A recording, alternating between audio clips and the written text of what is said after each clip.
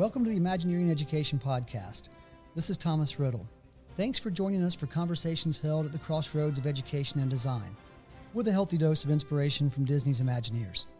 Each week, we feature pertinent commentary on relevant issues and informative interviews with leaders and practitioners from the fields of education, design, entertainment, and more. In today's episode, we'll be exploring the importance of mindfulness as demonstrated through a wonderful new book, The Jedi Mind, Secrets from the Force for Balance and Peace. So who better to join us for this discussion than the author herself, Amy Ratcliffe. Amy's a very talented... Yeah. I got excited, sorry. That's okay. Amy's a very talented writer with expertise in the areas of film, entertainment, and travel, and has over the years contributed to a variety of outlets, including StarWars.com and Star Wars Insider and more. In 2018, she published her first book, Star Wars, Women of the Galaxy. And we highly recommend that one. We'll talk about that later as well if we have time. And she currently serves as the managing editor at Nerdist. And besides all this, she's one of the absolute nicest people you'll ever meet in fandom. And it's a real honor to have her join us on the show. So Amy, welcome. Oh, Thomas, thank you. And sorry I cut you off. I was just too enthusiastic about saying hello. That was a very sweet introduction. No. Well, we're excited to have you here. And Amy and I have crossed paths in the past at Star Wars Celebration and have been a big fan of her work for quite a while. And she's been a supporter of the work that Wes and I have done with Star Wars in the Classroom. And it's awesome. Amy actually did an interview for us for StarWars.com a number of years ago. And when her publicist reached out about this interview, I was very excited to return the favor and speak with Amy and interview her. So again, it's our honor to have you on the show. Oh, well, I really appreciate it. I like when it all comes full circle. Right? I love that. So on this podcast, Amy, we talk a lot about stories, and we usually start there. So I'm just wondering, what's your story? How did you become a writer, and why? I really came to writing in a roundabout way, and it's something as a kid I really related to Belle when Beauty and the Beast came out in the early 90s because I was that kid who always had her nose in a book. I maybe even still to this day am better at just sitting in a corner and reading a book than communicating with other people. And I always had that love of reading. And then once I, begin later classes towards, middle school and then high school, when you have English teachers who assign actual writing projects beyond, of course, there were lots of book reports and things until then, but when you actually start writing short stories or they give you prompts and you have to write to that, I discovered that I quite liked it. And I had just teachers who always, along the way, who always encouraged me and would take time with me after class to talk about my questions or to talk about my work. And at that point, though, I didn't realize that was something you could do. I just thought that was something, I don't know, that you did in school. I didn't, know any. Where I grew up was a very small farm town. I didn't have direct contacts with anyone who had jobs in creative fields. Mm-hmm. So that wasn't even something I knew was possible. And,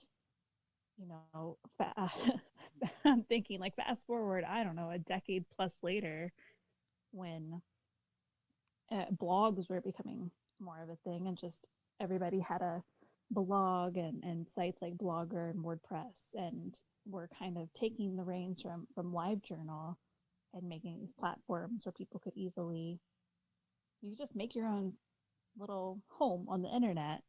And I tried to do a food and kind of travel blog at first. Mm-hmm. And I enjoy writing about those things, but at the time it just didn't quite feel, it just didn't sit right, if that makes sense. It didn't feel like a natural thing. I kind of felt in some ways I was forcing myself to do it. And then Clone Wars came along, and not only did I become obsessed with Star Wars, I realized, hey, what if I wrote about kind of these more fanish things I'm embracing for the first time because I feel comfortable being myself, and put that in a blog and wrote that from just kind of being the perspective of a woman in fandom and learning more about Star Wars, learning more about comics, just gushing about my love for Battlestar Galactica and the stories, the fictional things throughout my life that have inspired me. And that's felt right when I started doing that. I was like, oh, this is, yeah, it is meant to be. Like, this is what feels good for me to write about. I have unbridled enthusiasm. I don't foresee myself coming into a day when I'm like, ugh, I don't want to write about this anymore. And I Right. certainly am not going to run out of topics. So that was my winding path. And even since then, it's been discovering, okay, different types of reporting, whether it's reviews or essays or interviews, to let's try writing a book, let's try writing a short story, let's get back into that fiction that I haven't done since a while ago, since college maybe. Hmm. So it's a continuing journey that evolves, but that's kind of how I got on the path. Well, thanks for sharing that. And I just learned something new about you, Amy. I knew we shared a love of Star Wars, but I didn't know we shared a love of Battlestar Galactica. I love Battlestar. Yes, Oh, it's such a, and I somewhat recently, I think within the past 12 months, it was rewatch that, and mhm. boy, does it hold up. Oh, it really The does. Yeah, it's just tremendously written, and I haven't seen the original Battlestar yet, so I've only seen the newer one that came about on Sci-Fi, but oof, Right. it's good. Well, I highly recommend the original. It's a whole different beast. I was 9 years old. Yeah, 1978 when it premiered, and I was a fan. Of course, it was coming on the heels of Star Wars. Yeah, it was fantastic, but I highly recommend it. Now, what is it though, Amy, about for you that you find so appealing about Star Wars? When you dig into Star Wars, and I'm certainly not probably going to cover any, um, I'm not going to make any big proclamations that people haven't already come to about Star Right. Wars, but what I connect to and still connect to, especially, in times in my personal life or in the world when things are frustrating, is that it is such a strong message of hope. And it's something, when I first saw Star Wars, I saw the special edition, the original trilogy special editions when they were re-released in theaters in the late 90s, and I was in high school, and I watched the films and I watched the prequels, but I didn't hit home or didn't connect until the Clone Wars. Mhm.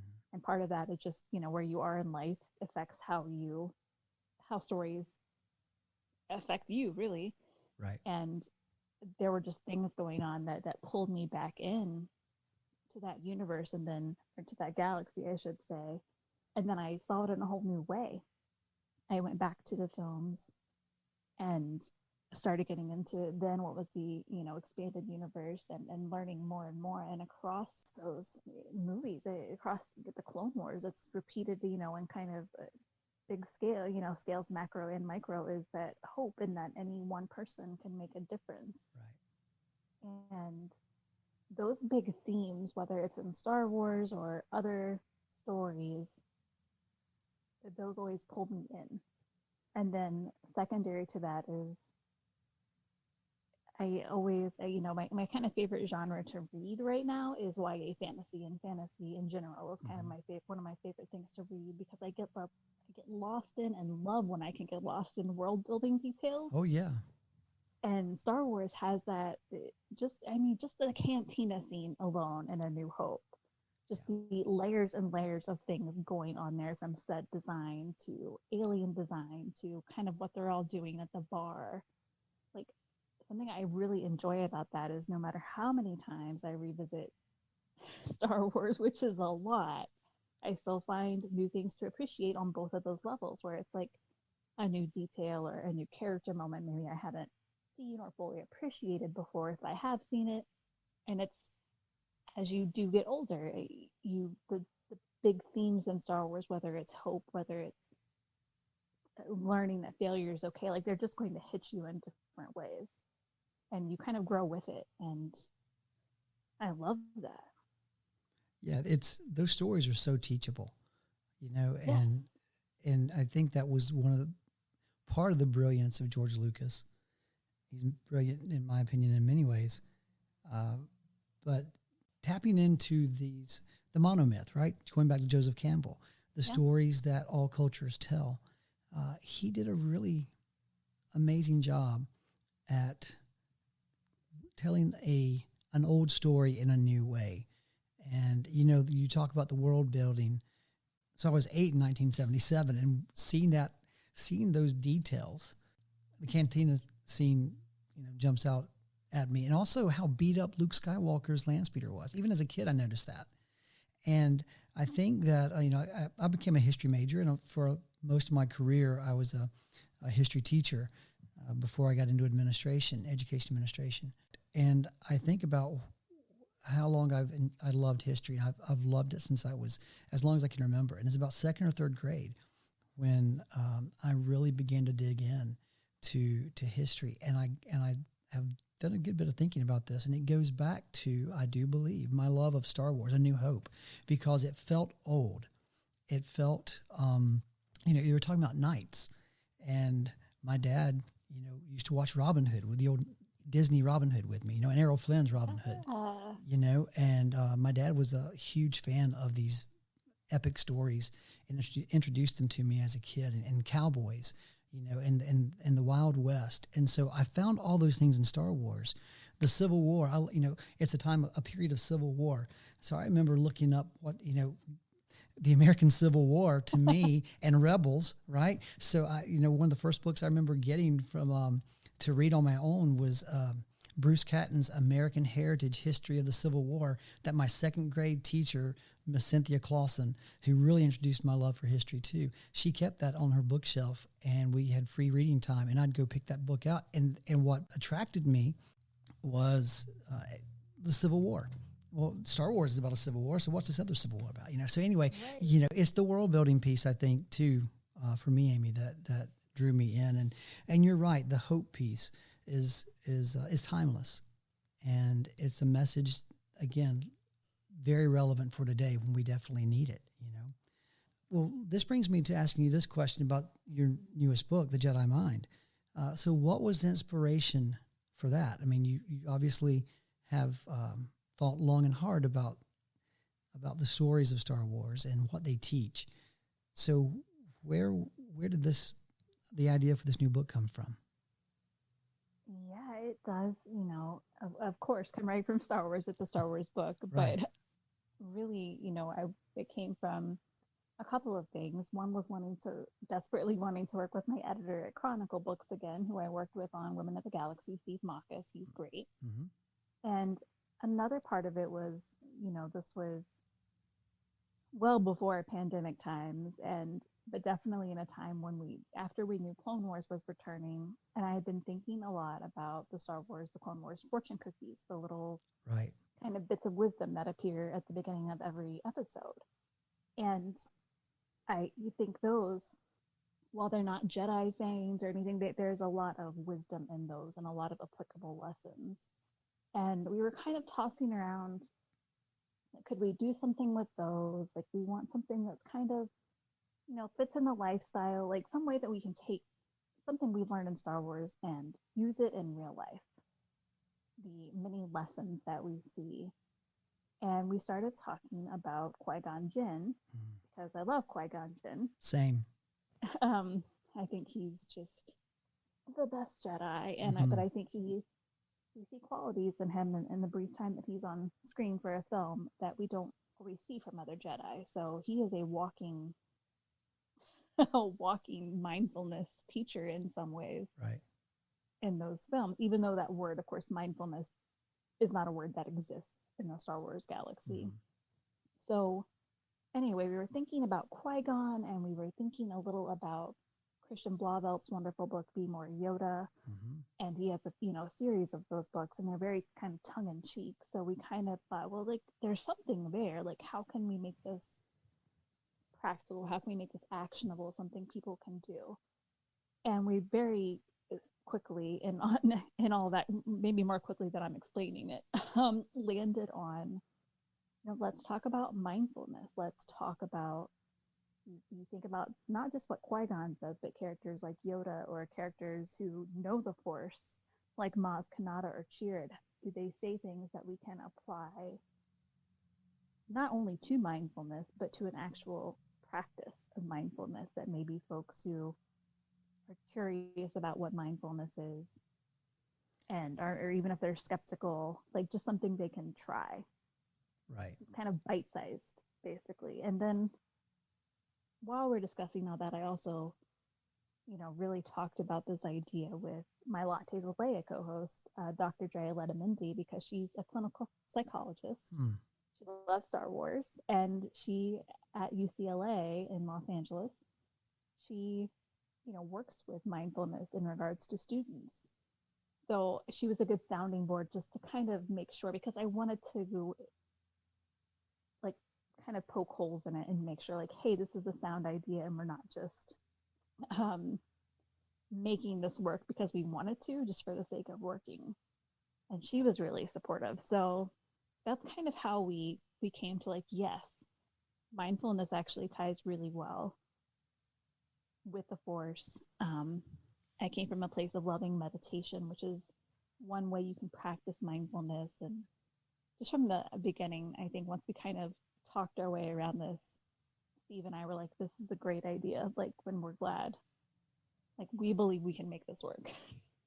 And you really did. You guys knocked it out of the park. And you talked about just these little bite-sized chunks of information about mindfulness. The thing I really like about this book is that you give very simple examples of exercises that people can practice for themselves. And I think a lot of times people think about mindfulness, they'll think about meditation, but you definitely explain that it's so much more than meditation.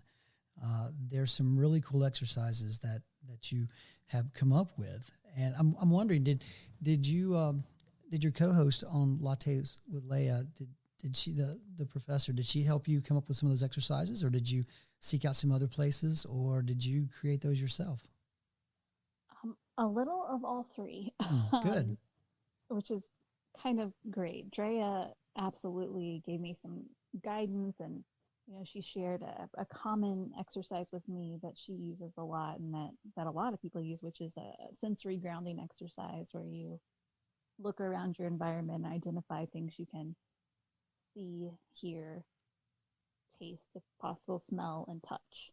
And it just puts you, because mindfulness is very much anything you do that can put you in the moment, where you're not wondering what your dinner is going to be later, or stressing about that, like whatever it is that hasn't happened yet, or getting stuck and ruminating on something that has happened.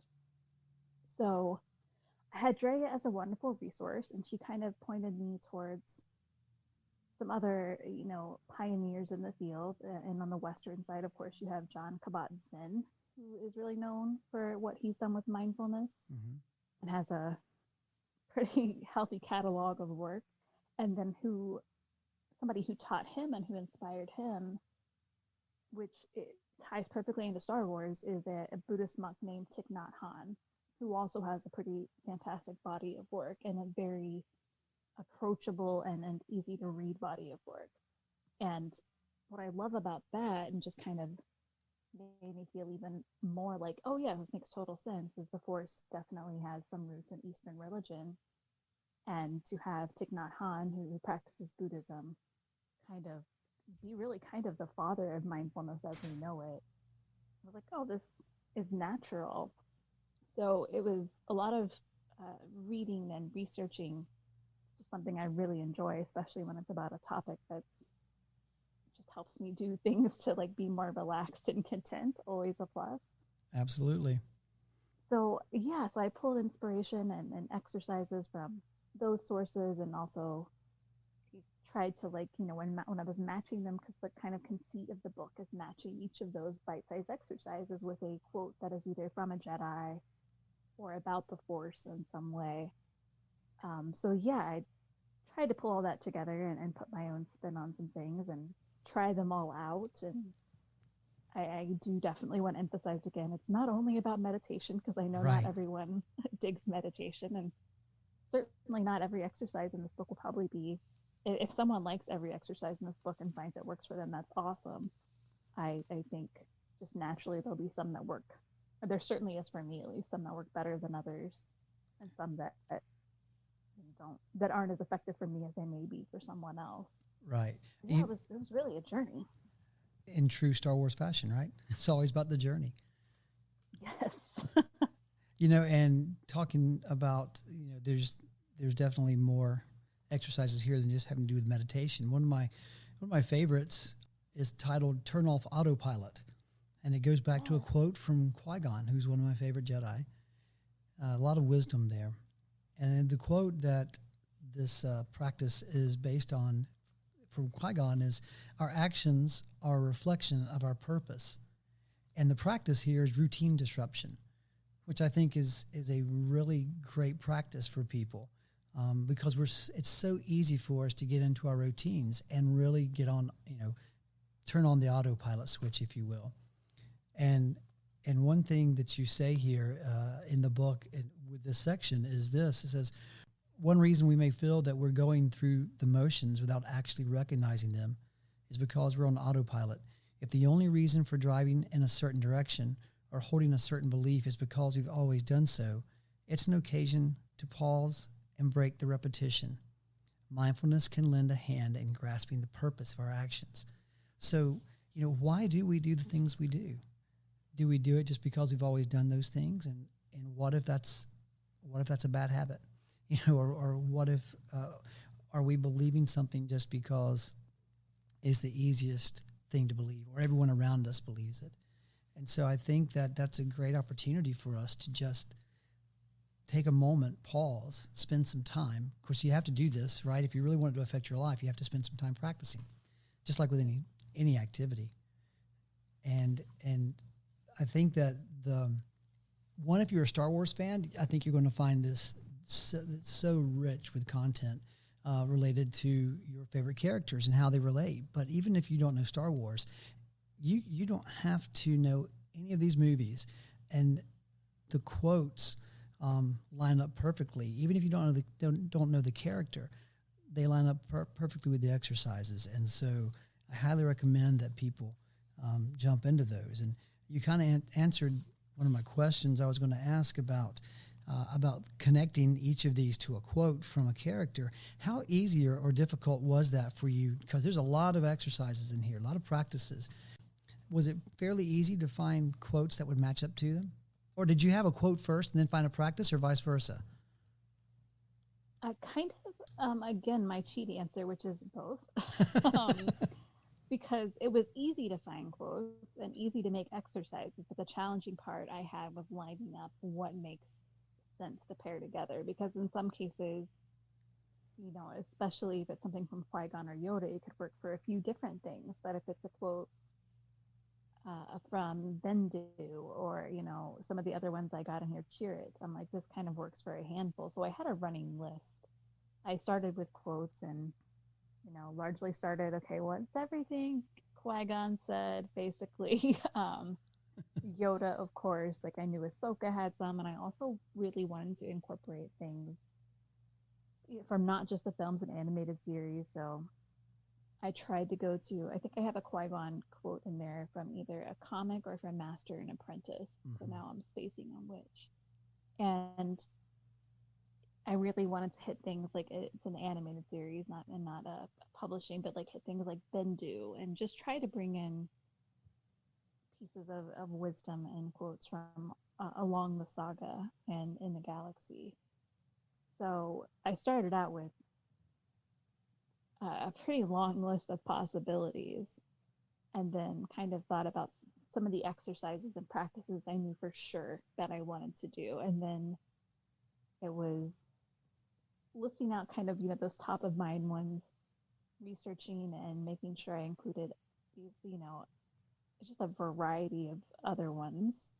And it was kind of a matching game after that to see what sent to see what made the most sense between the quote and the practice. And then along the way, it was also very wonderful to get to imagine which one of these can we ask Christina to illustrate, because Christina Chung, who contributed to Women of the Galaxy, did the illustrations for the Jedi Mind and she's so talented. Oh, Just a yes, gorgeous absolutely. job. And I knew Steve and I were talking about, kind of like a more minimalist style of illustration, something kind of meant to be soothing that complements the design and text. And she did a fantastic job, but like selfishly, if it were up to me, I'd have been like, can she just illustrate every exercise? um, so it was really fun to go through and imagine, like, what if Christina could do this Qui-Gon or do this Ahsoka, and they turned out so well. They did. Let me ask you this then: what level of collaboration did you guys have together, you and Christina? Together, not super directly. Okay. Basically, any communications, like we kind of had, like, would go through Steve at Chronicle, just to kind of keep things in a, there's a word for it, just kind of like to make, like, follow a process to make sure that we weren't like talking about things that Steve was like, what? Right. But he's fantastic, and obviously he's worked on several art books throughout his career, books with art, and he wrangled all the art in Women of the Galaxy. So I would let him know if I had any ideas, and I provided, in the beginning, I provided very loose illustration notes for the ones that I thought would be great illustrations. That would be things like, sometimes it would be like a reference, like I would reference, like, here's a screenshot from what I'm talking about from Clone Wars. Right. And so it's always a delight to kind of do those. And like, we mentioned Rey. I'm looking at it now. Rey floating among the rocks. I was just about to mention that one. I am joking not. I mean, that's one of my favorite illustrations. Me too. I love that illustration. What we're talking about, guys, I'm sorry I kind of cut Amy off, is it's a image of Rey in this meditation pose with these rocks encircling around her. She's, hovering and moving the rocks at the same time. So that's just a beautiful piece. It's gorgeous. And, I selfishly hope that one day I can somehow get that as a print. Get the original or a print. Yeah, absolutely. Yeah. It's just lovely. It's just peace, like the feeling of peace in an image. Yeah, and maybe they'll do for this book like they did for Women of the Galaxy is they'll box Christina's artwork as a set of cards, note cards, which if you guys are not familiar with that book, not only get this one, but order while you're at it. Go ahead and order Women of the Galaxy as well, and there's a beautiful box set of illustrations from Women of the Galaxy that accompanies that's suitable for framing. They're really cool. Amy and I were talking about that before going on air. There's some cool things you could do with them, but they're just gorgeous in their own right. And Steve, if you're listening, I hope you will put a plug in that there's people that would love to have this artwork standalone as well. So I'll be quiet on that one. I love art, and especially Star Wars artists are amazing. And so I'll stop fanboying on that now, but because I'm a huge fan of her work. Yeah, she's so talented. Absolutely. So, there's multiple aspects of mindfulness that's covered in this book, and I'm just wondering, is there any one aspect that really speaks to you? I think you said you were a fan of meditation. Is there anything else that really speaks to you as a person, as a practice? Yeah, I really, it's something I didn't understand about myself, and until like I've gotten older, but being in nature makes me really happy. It improves my mood. And this year, actually, I read a great book called The Nature Fix that kind of talks about the science that supports how our brains and just how our bodies even can react more positively to being in nature. Yep. And it was just like kind of this like light bulb. I'm like, oh yeah, when I haven't, as of right now, like it was really hot in Los Angeles, and then the air quality was really terrible because of fires. Then it got hot again. So I haven't been for a long walk outside in, green in a month now, Wow. over a month. And I can tell. So all of that to say is a practice I included in here that I really love is forest bathing. Yes. And it's something that has started in Japan and definitely only flourished there. And we've started to kind of adopt it and understand it more in the United States. But it's truly about being in a green space. If you don't have, a literal forest in your immediate reach, that's okay. can be like a local park, but it's just about, when you're in that space, not about, don't put away your phone, put away your camera, put away anything that you use as a distraction. And it's being present, walking slowly, sitting on the grass and listening for what sounds you hear. Maybe you hear some bugs, maybe some birds, what you feel on your skin, what you smell. Going up to a tree and touching what the bark is like. And it sounds like when you like spell it out, that sounds so obvious and so simple. And maybe it is, and it is, that's kind of a lovely thing about mindfulness. And this is an example of it. You don't need any extra equipment Right. to practice it. And just being present. Right. And taking in, I'm thinking right now of these gardens I love to go to that are local, and they have just these lovely benches, like in the most, it's kind of a not super manicured park, so they just have benches like tucked away everywhere. Mm-hmm. And sitting on one of those benches like by the water and only thinking about the area surrounding me and taking in deep breaths, like maybe they've just mown the grass and it smells amazing. Like that's really, it just does so much good for me, and I assume for at least some other people. So yeah, forest bathing, I'm clearly very enthusiastic about. That reminds me, there's a really cool book you might enjoy, Amy. And those of you who are listening, I think you would enjoy it as well, especially if you're an educator. It's not really meant for the classroom or anything, but I've used it in many ways with students. But it's called How to Be an Explorer of the World. And in it, it's how to see your world through new eyes. And it's a series of exercises that you're taken through that gets you to stop and notice the things that you would overlook every day. And one of those practices in that book is very much what you're talking about, is learning to be an observer of everything around you and notice, sit still in a park. That's one of the examples. And how many insects can you hear? How many insect sounds? How many birds can you hear? So these practices you're talking about are part and parcel of that. And I absolutely love that one about forests and the nature. And again, you don't have to have a forest, as Amy said. There's so many ways that you can just reconnect with the nature around you. So as you said earlier, Amy, this really is a journey that we're all on. And mindfulness is really about a journey of self-discovery. And as you wrote this book, did you learn anything about yourself in the process that you could share with us, maybe?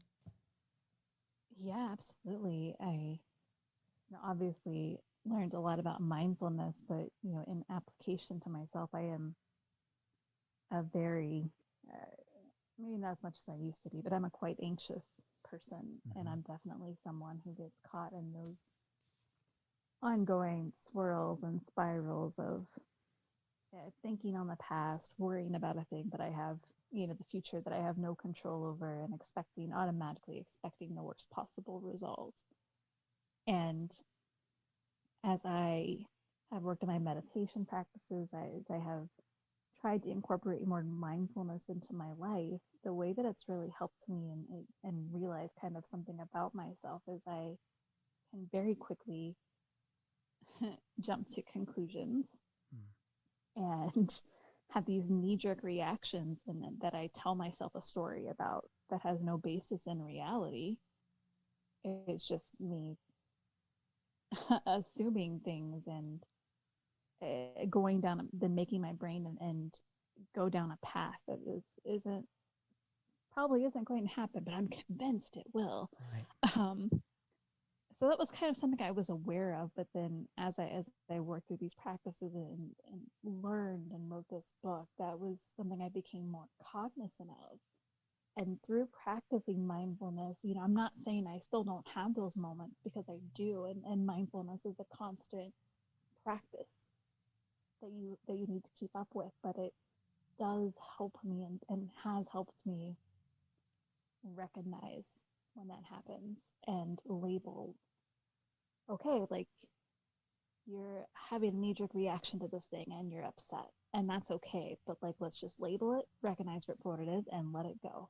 Right. And it's helped me not, I think it's helped me be kinder and more patient with myself, but also with those around me, because I don't, it helps me not to spin out of control on it as much as I used to. So that's something I just kind of became more aware of. And that's really whatever you're practicing and how you're doing, it's all about you're sharpening your awareness of yourself and how you're feeling and what you're thinking. You're getting, like you said, Thomas, it's a journey of self-discovery. You're getting to know yourself better because you're taking the time to be present in your mind and body, and that only helps, you know, you as you go forward with whatever you may, if it's knee-jerk reactions, if it's anxiety, like it, and it's not of course going to work for everyone, but it's helped me. Thank you so much for sharing that. You know, you keep coming back to the phrase of being present. Something my wife has stressed with me as well. Before we went on the air, I was telling Amy that when I got a advanced copy of the book, my wife was excited, I think, as much as I was, because she said, good, you need to read about this. Because I need, you know, she's been on me about, she sees, I often do the same thing that you're talking about, Amy. I'll worry. I'm somewhat of a worrier, and I will worry about things that never come true. But like you said, it's very much, you kind of convince yourself. And practicing mindfulness in many ways can help you to focus on, again, being present. And one of my favorite examples of that from the films is when Qui-Gon is facing Darth Maul. Again, it's a beautiful illustration in the book. When Qui-Gon and Obi-Wan are facing Maul at the end of the Phantom Menace, and these energy doors are separating all three of them at one point. And Qui-Gon quietly drops to his knees, and he's present right where he is. And I love teaching with this in the classroom, teaching this scene, because you see Qui-Gon being present, being calm and at peace. Maul is pacing back and forth like a caged animal, you know, testing the energy filled with his lightsaber. And Obi-Wan is behind, and he's jumping up and down, bouncing, like, come on, come on, come on, come on. And he's, so, you know, he's ready to rush into action, yet his teacher is being calm, being focused where he is. And as soon as those doors open, Qui-Gon's right back into it. And it's such a beautiful example of, you can be calm where you are, be present where you are, and not be inactive, if that makes sense. I love that scene in the movie, and I'm glad that it's used as an illustration in the book as well. So you've given us a lot to think about, Amy. Thank you so much for taking the time to share these ideas about the new book with us. And I'm very excited to see how it's going to continue to be received. This is something that I believe would be a wonderful addition to a classroom library, a school library. As a matter of fact, if you're an educator and you're listening, even if you're a parent and you're listening, and you're not familiar with Edutopia, you need to follow their work. And edutopia.org has is one of the, in my opinion, one of the greatest educational resources you can find anywhere in the world. And they have extensive resources on mindfulness in the classroom and how you can practice that. And so if you're already doing that in your classrooms or your schools, or if you want to find out how you can do that more in a school setting, there's some wonderful articles there. And this book would be a great segue into introducing children into that idea, or those ideas. So, Amy, thanks again for taking the time to speak with us. And if people wanted to follow your work, they're not very familiar with you, we'll put links to the books, both your books, in the show notes. But how else can they follow your work? Well, first of all, thank you for all those kind words and for recommending the book to educators. It means a lot, because if anyone can find a sliver of peace right now, that's my goal, and especially children who I can't imagine how they're processing the world at Right. this moment. Right. So thank you. And folks can keep up with me on Instagram and Twitter at Amy_Geek. And if you visit my website at amyratcliffe.com, I keep listing, all the projects I can talk about are listed there, as well as pre-order links and all that jazz. That's always exciting to hear Amy talk about or mention the projects I can talk about, because that means that she has others in the pike. And that's always exciting to hear, because she does amazing work. So everyone needs to follow Amy and engage with what's the work that she's doing. I think you'll benefit from it. And pick up this book.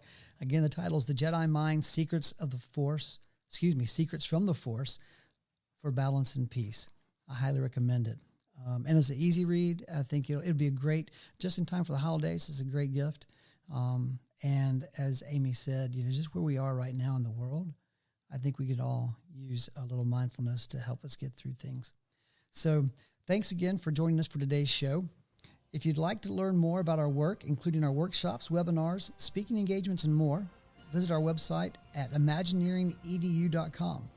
You can also follow us on Twitter and Instagram at ImagineeringEd and Facebook at Imagineering Education. We hope you'll also subscribe to this podcast on iTunes, Spotify, Google Podcasts, or anywhere you find your favorite podcasts. And when you do, please don't forget to leave a review. It helps others find us. Until next time, remember that there's a great, big, beautiful tomorrow just a day away. Be blessed, everyone.